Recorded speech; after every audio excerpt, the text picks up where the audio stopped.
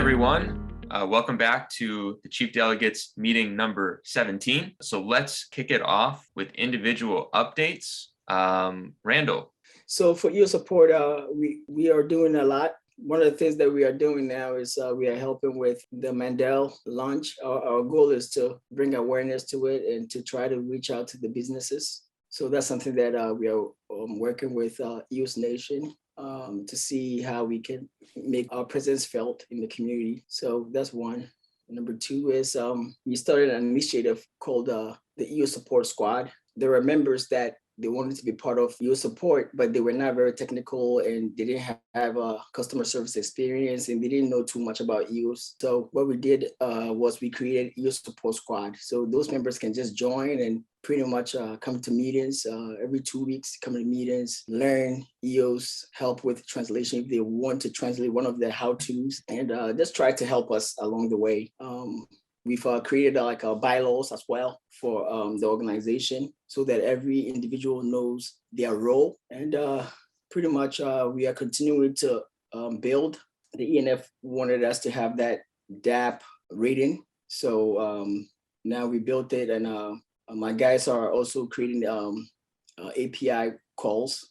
So in the future, maybe others can pull the history from us if they want to use the list of dApps that we've created. So far, that's what we are doing. All right, thanks, Randall. John.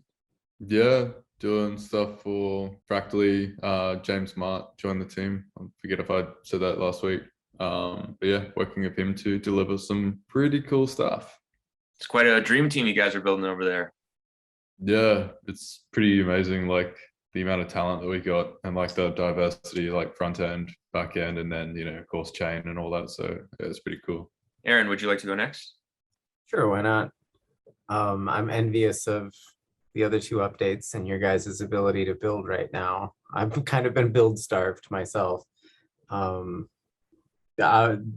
could repeat the same thing I've been saying for weeks on end, that these papers have taken a lot of effort, and I'm happy that one of them we're kind of handing off to translation tomorrow. So half of my responsibility will go away, and that will then be translated and presented to the community before I have to really engage with that anymore. And then on the wallet side, we found some cool ways to work in a lot of the tech, onboarding tech and wallet tech that we've been working on into future proposals so more people can use them. I'm really excited to get that out into the public. It sounds like there's overlap with a lot of projects that are going on, like the stuff that Randall was just talking about with ratings.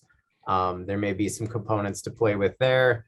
I know some of the stuff that Fractally wants to do front end wise will probably be in the Wallet Plus paper. I was trying to think of more examples, but my brain's slightly fried from all the writing.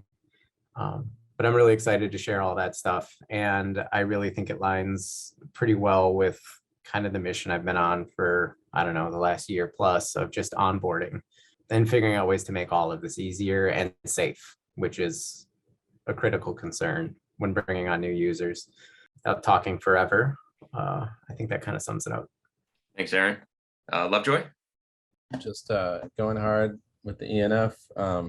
I've been getting these rant videos in production and out as fast as possible, as Eve produces rants pretty fast, turns out, and trying to bring the blue paper across the finish line that Aaron has delivered, and Aaron and his crew have delivered to us. The Core Plus blue paper is getting translated right now. I'm working on the formatting for the Chinese version. I have Google Translate in case anything funny comes along, which it does from time to time.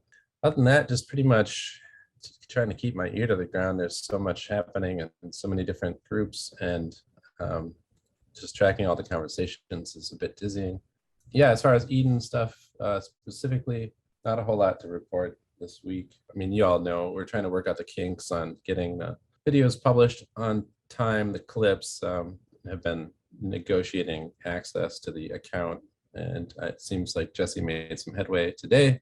So that's really good news. So we should be able to get not only the Chief Delegate videos, but also the clips and other stuff that Chuck is working on out in a reasonable time frame. So yeah. Thank you, Lovejoy. I'll go next. The content coming out from us chief delegates should be posted quicker now, since we have some more help publishing. On the EOSB side, we came out with our January report this week. There's quite a lot of stuff in there. There's a link to the raw data. We made it easy to look at. So like it should be interesting how we've documented every single EOS that was spent, exactly what it was spent on and the type of work that it was spent on. And so we've been putting a lot of effort into just being very detailed and tracking everything. The kind of main highlight for me is that January was the first month of our new model. You may have heard of, we moved to 2.0, and the feedback from the princesses at the end of that was very positive. It kind of validated that that was the right move to make. I'm very comfortable with the balance between accountability and continuity that we have. For every one EOS that goes to continuity or salary, 2 EOS is going towards accountable work. So we have like 2/3 accountability, 1/3 continuity. That feels like a pretty good balance for us right now. The other kind of interesting update is on our swarms. Real quick, a swarm is when all the bees like and retweet a tweet. And this is a very valuable service when we're trying to respond to misinformation, for example, or trying to get the attention of an influencer. And this has been very challenging for me to figure out how to do this. I thought it was going to be the easiest thing. Turns out it's the hardest thing. That's why we've been talking to the Tippett team. They're developing a technological solution for us to make it more efficient for people to do that. However, they're in development and it's going to take them a little bit. So we came out with a temporary solution this week where I don't know why I didn't think of this earlier. We're using the tip.cc bot. If there's a tweet that we want to pay our bees to swarm, they like and retweet the tweet, take a screenshot, they post it in a thread, and then I just tip from there. We haven't been doing swarms really because we just haven't had the right solution for it. Now it looks like we have a chance for it to start up while we're waiting for Tippett to bring us their integration. But yeah, a lot of stuff in the January report. Please check it out if you haven't. Would love to just hear some feedback if you do get a chance to read it. We have agreed on terms with 3 influencers for interviews. So our influencer strategy is we want to humanize EOS. We want to get interviewed by these influencers. They'll ask us questions about EOS. And so I had a meeting with an influencer today in Uganda, 130,000 followers on Twitter. We're talking to an influencer in the Spanish Hive, 75,000 subs on YouTube. And the Turkish Hive is going to be the first one to actually record. This influencer has 11,000 followers on Twitter. They found us through the translation of the EOSDAP ecosystem that Bishop from the French Hive made. They retweeted that. And there was like a couple comments on his retweet, like, I like EOS, I love EOS. And so that's how we connected with him. But we're going to get it subtitled into English. Hopefully that will humanize EOS a little bit more and get us some good promotion out there. So that's my update. Chris. So in terms of the transparency stuff that I'm focusing more towards voting and DPOS on EOS, I have, so I was working with EOS Authority, and they have a bunch of visualization tools for how vote distribution works on EOS. They got a ton of tools for people who don't know. There's a whole bunch of ways you can look at it. So it's actually pretty clever. One of them that I think is extra neat, it's like a visual map essentially that shows BPs who are actually top 21 and then kind of larger voter pools and how they sort of point to each of the BPs. So they've now upgraded that to show the vote distribution on EOS quarterly since chain launch. So now that gives us sort of a view over time of how vote distribution has changed. It looks pretty neat. I'm going to attempt to kind of write a summary of just kind of take some screenshots and look at the visualization, and it sort of tells a story about what's been happening with vote distribution on the chain. And I think that's a good way to, because it's hard to conceptualize. I think I find it hard to conceptualize, and that makes it easier. So that's where some of, I paid them a little bit for that as well. So that's some chief delegate funding went towards increasing that tool to make it more useful. And then the other DAO that's going to use the Eden process as part of its bylaws essentially, and how that DAO forms a committee, basically through an Eden process and Eden election. That is going to be launched, I do believe, and also on that Tuesday. So Feb 22nd, that'll come out. In the meantime, people will be hearing from me throughout the community, and a few other people are going to be reaching out for groups and projects that basically are supportive. So we're going to look for people who would like to support this initiative. So individually, you'll be hearing more about it. I don't want to talk about it quite yet because it's going to be announced on the 22nd, but definitely ramping up for an announcement to really announce the project and the initiative that it is and what it's trying to do. And it's around hopefully improving the EOS blockchain. Essentially, it's just it's like a governance. Some people, in the chat, I get a lot of slack because now anything I say is actually Helios talking or Brock talking. I no longer have my own self. But for those who have been paying attention, I've been talking about this since July, when that second trial election I ran on starting the Eden proxy. It's all around this. It's around block producer selection and the idea of selecting BPs that are community focused. And that has always been a compelling narrative for me around EOS, and I'm not going to stop pushing on that. So yeah, that's the update. We're ready to move on to our first topic, which is the ENF had an article and they used their PR machine to suggest that they're looking into some litigation strategies against Block One. So let's go around the room and give our opinion on what we think about this. Yeah, I mean, I'll go first, I suppose. I also was shocked, not expecting to see this. Seems pretty high level. I mean, it's like an announcement of an announcement. Yeah, I don't know. It seems like a good headline. Obviously, there's no teeth there. I don't know why you'd warn someone you're about to litigate against that you're going to litigate against them. That doesn't seem like a traditional strategy. Usually not want to give them a chance to so I don't know if it's That's just a good point. a warning, like it's to just piss off their SPAC maybe, and maybe just leading to a deliberate settlement. Anyone else want to give an opinion on this? I'll just laugh at your opinions, and I'm going to recuse myself from making any comments on this since I'm part of the ENF. So carry on. No, it'll be interesting as long as it doesn't get in the way of anything else. I mean, I don't see necessarily how it would. There's a lot of good things going on right now. And if this is just a function of some other group that's exploring something cool, as long as we're not stopping the forward momentum we have, it's worth exploring. But yeah, as long as I'm not required to build some application for this thing or something, like explore it. There's certainly something there. I don't know what it is. The whole way it went down is just, you couldn't make this up. I don't know.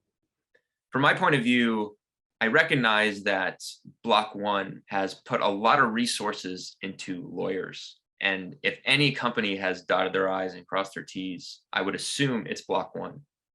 And so I am a little afraid for the community, to go up against Block One in the legal arena.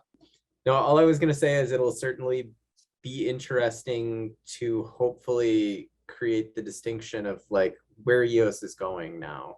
I mean, go into Reddit and just look at anytime EOS is mentioned and what people think this is. And all they think it is, they think that we are the people that got $4 billion years ago and scammed people of a bunch of money. There's this huge narrative out there that's just wrong about what EOS actually is and what's happened. And if anything comes of this, maybe it at least turns some heads and people are like, oh, that whole situation is different than I thought it was. So EOS as a network is a permissionless blockchain, right? So any organization can decide to pursue what they want to pursue, right? So if the ENF feels like the blockchain as it stands has not gotten its fair share of what V1 was supposed to give it, they can look into it and see what happens. Also, another thing is it brings a new dimension to what we are doing here, in that there is some accountability that is taking place. So if people reach a business agreement or a contract with the ENF, which is supposed to be the legal guardian of the blockchain, they should follow through on it. Yeah. So I mean, there's a downside to this that it's worth talking about in one respect. So ENF is going to pay lawyers that's going to cost money. They're not going to hold EOS. They're going to convert that to USD. So that's downward pressure. If this truly is a big litigation thing, that's a whole lot of EOS being converted to fiat to pay for. So, I mean, I think there's a line where how far do you really push this? Because like you mentioned, Jesse, of all the companies to go to war with on a legal front, I don't know if a Canadian legal team is going to be able to fight a battle against Block One and their legal team, and something that happened 3 years ago now. I mean, the statute of limitations are probably passed, I think, in a lot of jurisdictions. So I don't know, like, again, it's why announcing that they're looking into it, it almost seems like this is just a setup for a settlement, in which case, okay, cool. But, that's a gamble because there's no guarantee. It seems like Block One so far wasn't even willing to send a tweet when they were up against the wall. So why do they think they're going to settle now is a bit curious to see how that goes. It's also curious to see Dan's response. I mean, this is the other thing. He's come up with some curious responses about this. And I mean, I feel like, I don't know, like does this put him back in the hot seat? Like if B1 really does get sued, is Dan a named defendant in that suit? Block One has been sued before for their ICO, and they settled. I have a family member who's in the crisis management industry, and he wrote a book. And I remember one of the points in the book was when you have these large corporations, it's in their best interest to settle a lot of the times. Perhaps this is like a good, like a high probability of settlement, and therefore perhaps a good decision. To kind of add on that, like at this point, I don't even think we know who like the people are behind any of this. We don't know what the entire foundation of what this legal thing is at this point. So I'm really clueless. The one comment that I think stood out on this that helped me Yeah. understand a bit more was Zach in the main Telegram chat for EOS said that the EOS, the 4 billion DAO, you'd have to own EOS to be a member or something along those lines. It was Right. basically, you had to own EOS. Yeah. So it'd be it's the pretty EOS broad. it would be pretty broad. Yeah.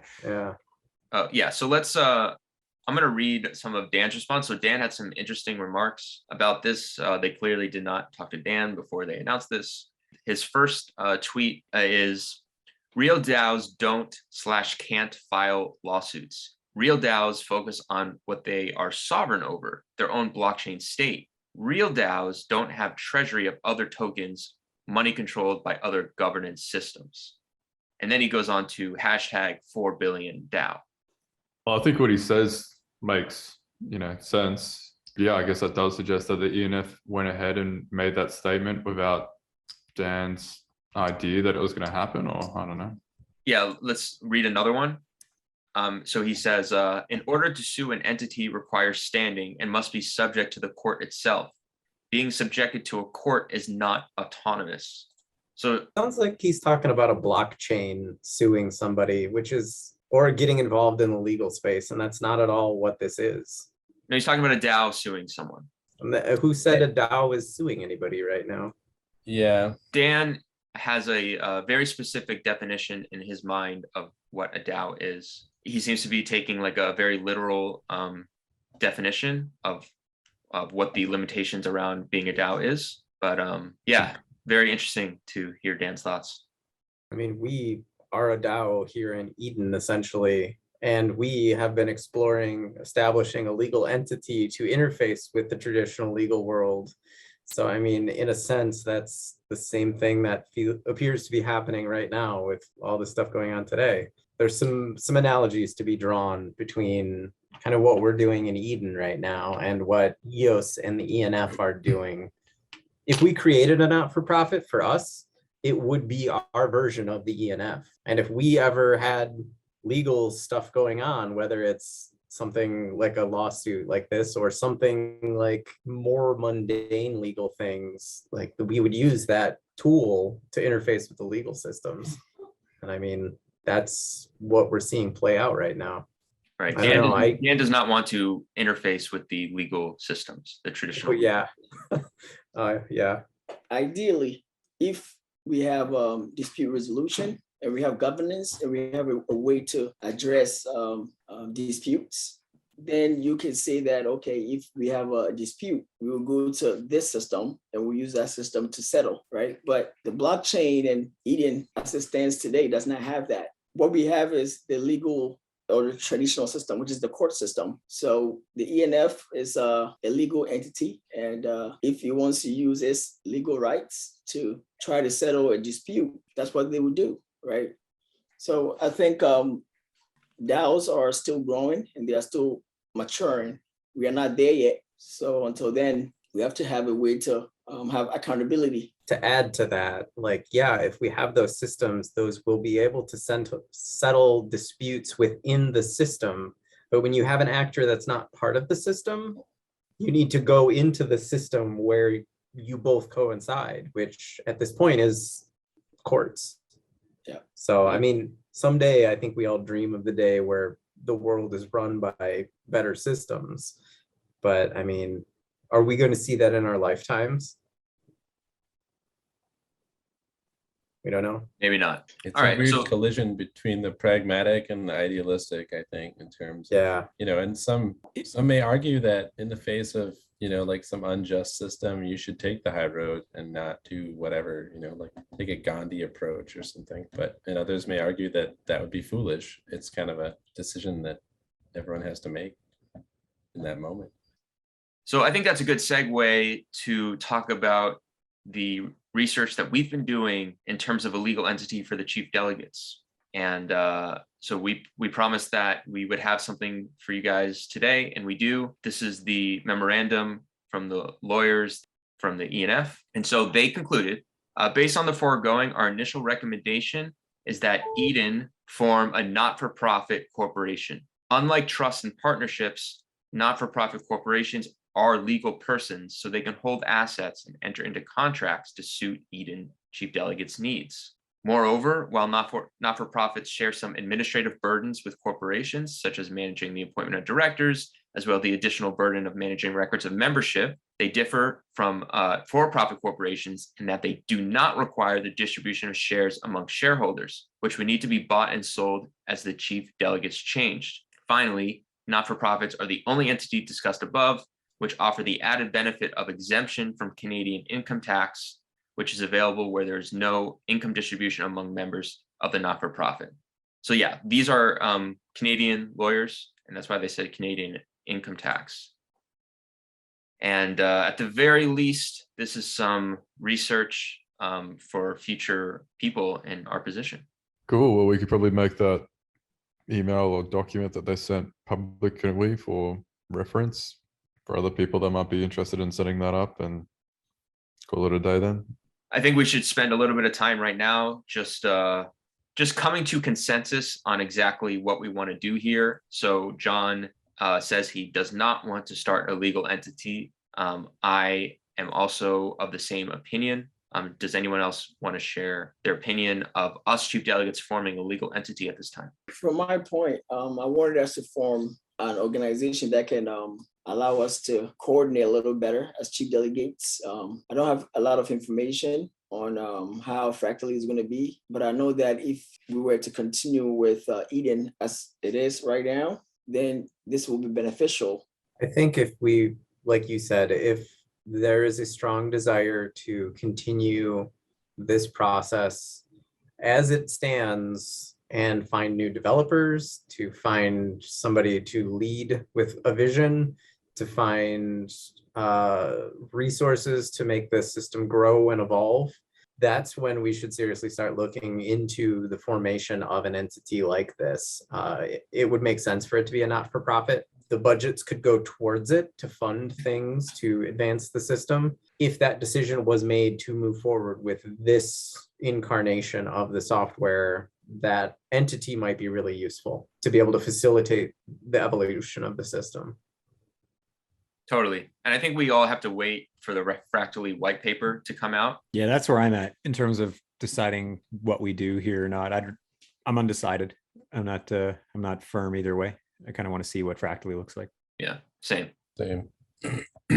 Plus, I just feel like we all have our hands really full, and we haven't been able to deliver on a lot of other things that we might want to be working on that don't even necessarily require us to collaborate in that way. So yeah, there's a large shortage of people in this ecosystem at this time. And so that's why you see everybody being tapped for so many different things, and prioritization or triage essentially is going on in real time as we're like, oh, this needs more focus right now, and it pulls you away from other things.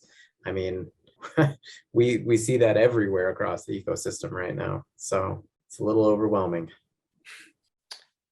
So that's the end of the topics that I have written down. Is there anyone else that wants to say anything? Maybe we need a profound thought to conclude this video. I think it needs to What'd you say? involve pragmatism, because that's come up 2 or 3 times in this call and a couple times in the past week. I don't know what the profound quote is, just that could be Does what it's Lovejoy about. have a Buddhist story about pragmatism? I don't know how this relates. I'll let people draw their own conclusions. Maybe I shouldn't. There's 2 of them. There's the Sufi trickster named Hoja, who appears in a lot of Sufi parables. And there's one about Hoja has a donkey. He's poor. You know, Hoja's always doesn't have a lot. And so one day he decides to feed his donkey half as much oats because it seemed like he can get by on half as much oats. So he does, and he keeps that up for a while, and then a week later he cuts that in half, and donkey seems fine. And this goes on for a while, and eventually he cuts that in half also. And pretty soon, like, the donkey's eating almost nothing, and one day the donkey just falls over dead and dies. And Hoja exclaims, "Ah, just when he was getting used to not eating." And that's a kind of a horrible story, but it's interesting, like, commentary maybe on some level. I'll share a funnier one to lighten the mood after that horrible story of a dead donkey. Hoja's walking through the marketplace, and no, he sees a beggar, and this beggar he finds a scrap of bread on the ground.